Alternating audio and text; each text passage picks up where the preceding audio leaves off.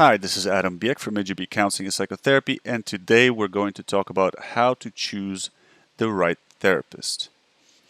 The most important thing, the most important predictor of a successful therapeutic outcome is the quality of the relationship that you have with your therapist. Now, a lot of us think that expertise is the most important thing. That's not true. However, it's true. So let me break that down a little bit. It's true, but it's not true. Okay, so it's true because it is a factor. However, it's not true because it is not the most important thing. It's not the most important factor. It's actually about half as important as the quality of the relationship.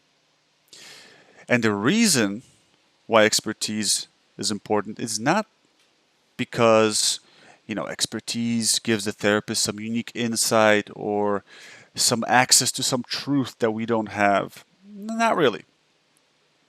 The reason is because expertise, or perceived, more importantly, it's perceived expertise, feeds back into the relationship.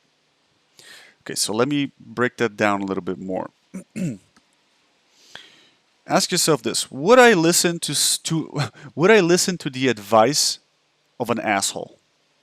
Most likely your answer is no.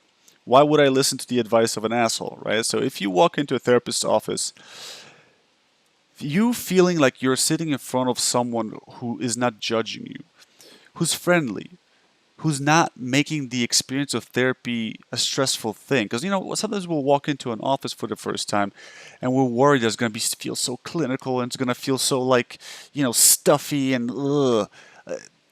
That if that's how it feels, then you're sitting in front of a bad therapist. It shouldn't feel like this. Sitting in front of a therapist should feel relaxing. You should be sitting in front of another person, another human being, not in front of some stuffy, I don't know what's a good analogy here, but I think you get what I'm saying. It should feel comfortable.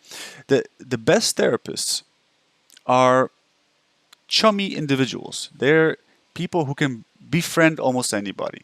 These are the people, like, if you think back to high school, there were individuals who, for example, only hung out with one group of people, and then there were individuals who were able to befriend anyone from any social circle. Those individuals are your best therapists. And that's what they're finding in research, that the best therapists are able to form good relationships with most individuals. And that is the number one predictor of a good therapist. So when you walk into an office for the first time and you meet your therapist, that's the number one thing to look at. Do I feel comfortable here? Do I feel comfortable with this person? You know? Now, the second most important thing, the second most important question to ask yourself is, does this therapist inspire hope in me? Hope is incredibly important. No matter what problem you bring, if we don't feel hopeful, we're not going to make a change. Because of the nature of mental health, it's all happening inside our minds. And the doors need to be greased, so to speak. When we're opening up new ways of thinking, it's like opening up doors. And those doors have to be greased. They have to be easy to open, or easier. And one way to grease them is with hope. When we feel hopeful, we become more open to new ways of thinking. When we're not hopeful, we're in a state of mind of, no, this won't work, no, that won't work, no, no, no, no, no. So a good therapist will inspire hope. How does a good therapist inspire hope? A good therapist inspires hope with their expertise. That's at least what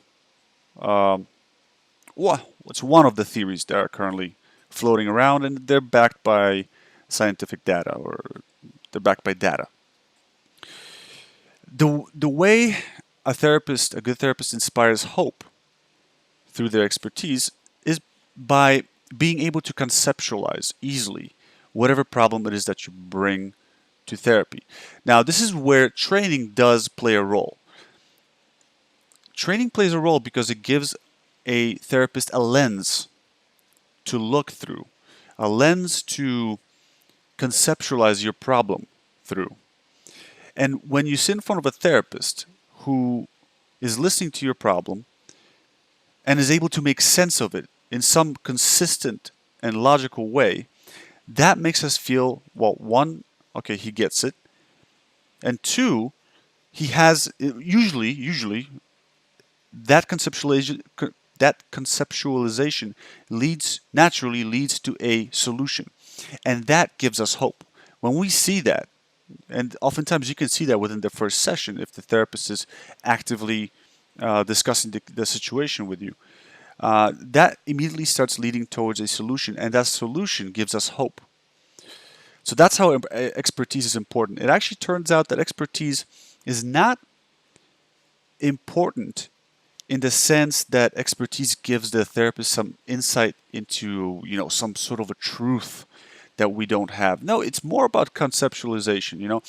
Before we can take action on something, we have to define the problems. We have to make sense of it. We have to understand all the variables at play so that we can tweak these variables in order to get a different result. So that's why expertise is important. But keep in mind, expertise is only half as powerful as the nature of the relationship. So the first thing you look at is the nature of the relationship. The second thing you look at is, does this therapist have a conceptual framework that makes me feel like, oh wow, okay, there's a path forward here. Cool.